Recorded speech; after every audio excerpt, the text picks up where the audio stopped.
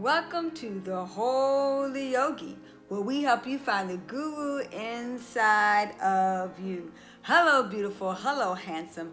How you doing today? And if no one has told you today that they love you, mwah, I love you. And I'm gonna give us some cyber hugs today. Whew, what a phenomenal day it is.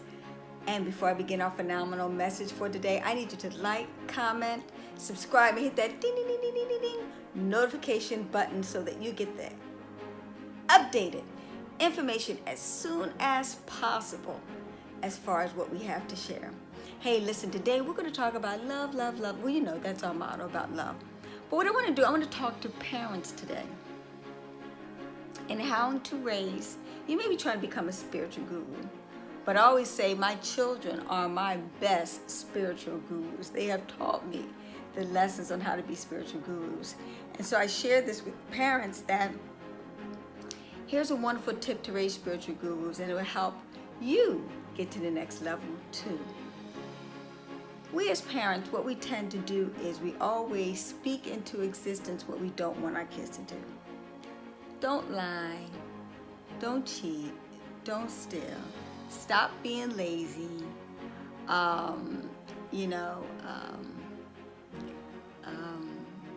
show up on time, you're late, you need some hustle in you, money doesn't grow on trees, life isn't fair. You know, all those negative connotations we instill. Don't talk to strangers. You know, we instill this into our children. And they grow up in a very negative, untrustful world. And so they tend to gravitate towards all those negative experiences happening to them. They learn about jealousy, they learn about envy, they learn about hate because we're perpetuating fear on a consistent basis. And what we're doing is projecting fear upon them, what we don't want them to do. We've got to do the complete opposite. What we as parents have to do is speak into existence what we want them to be, even when they're not there yet. You know, even when you see them getting up late, what we're supposed to say, which is a good idea to say, is, son, thanks for getting up on time. Now they know when they're late or not. But what is it going to do? It's going to remind them in a very loving way, in a very compassionate way, what they need to do right. Well, we need to speak into existence what we want them to do, not what they're doing, what we don't want them to do. Okay? Because what's gonna happen, and I tell you from my own personal experience, we teach most what we need to learn. They're gonna perpetuate what we don't want them to do, because that's all they're hearing, and that's all that they are experiencing. So now, what I want you to do from this day forward, and as I am speaking to you, I am also speaking to myself. What we need to do is we need to say to them, you look absolutely lovely. And I said to my son this morning, he got such a perky nature about him, my youngest one. I told him he was my Superman. I told him he was my Spider-Man. I told him he was my Batman, and he was my Black Panther. And you can see the confidence start to rise up inside of him. I told him he was smart. I told him he was kind, and he was considerate, and he was compassionate, and he was loving, and he was happy, and he was joyful, and he was very, very giving soul. And that's what we need to do. We need to speak into our children, especially at the time when they are doing the things that we don't want them to do. We remind them in a very gentle, loving, compassionate way how they are supposed to behave. And as we do that, they will naturally gravitate towards it. And prime example is my oldest son. He's doing absolutely fabulous. You know, with over the years of me continually speaking to him and sharing with him metaphysics, sharing with him the vegan raw fitness lifestyle, and also sharing with him the pajama mama, sharing with him, how to become an entrepreneur. He's a kidpreneur. He rises up early, and today He rose up late at 7 o'clock p.m. and I said, he came down, Mom, I apologize for getting up late. And I said, no problem. You're on time. And I got right to what we need to do. They need to be encouraged. They need to be fortified. This world is challenging enough for them. They're going to already get the negativity once they leave your door.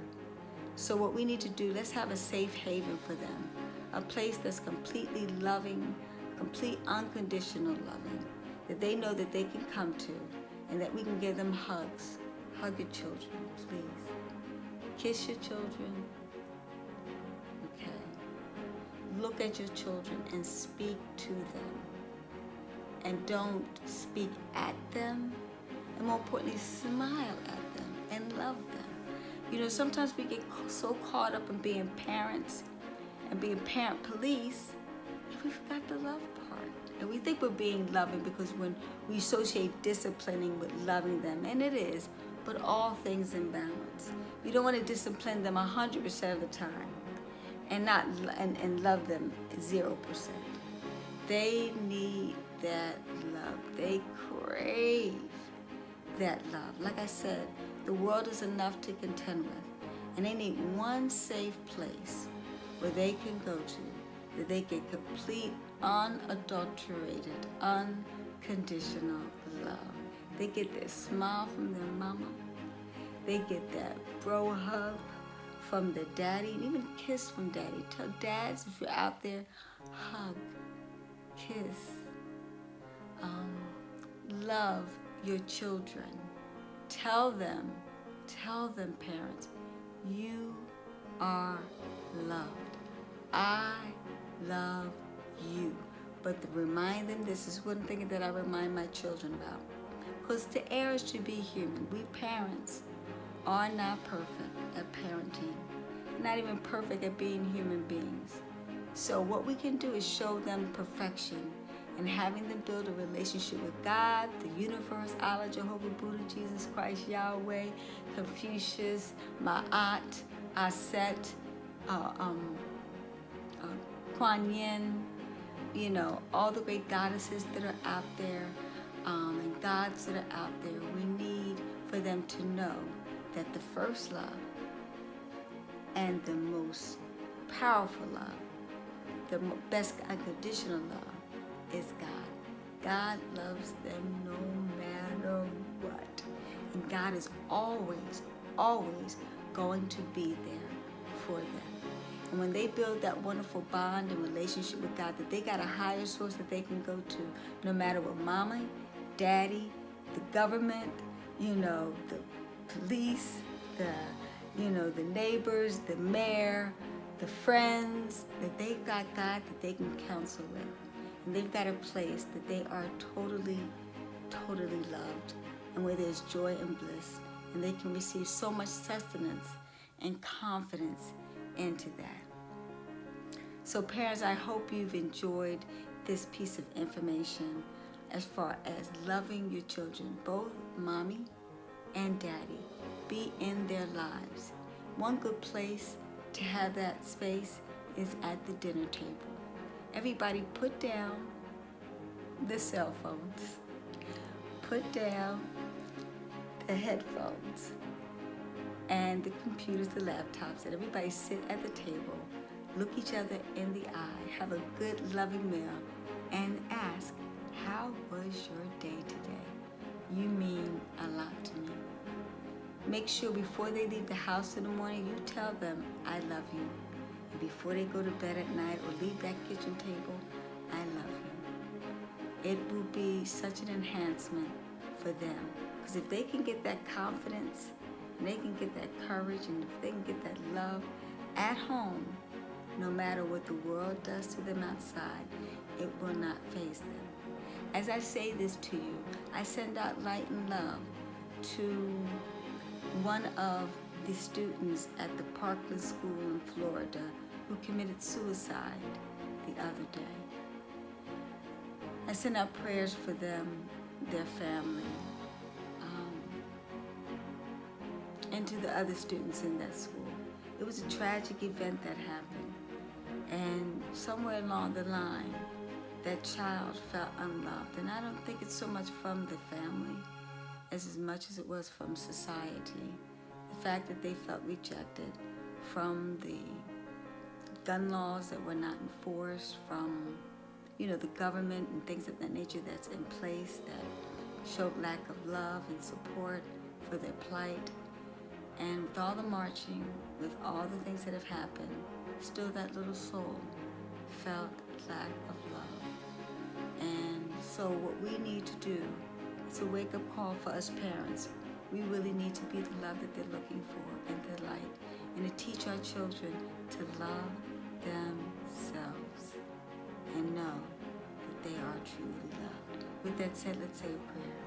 Dear Heavenly Spirit, divine, gracious Mother, Father God, we love our children.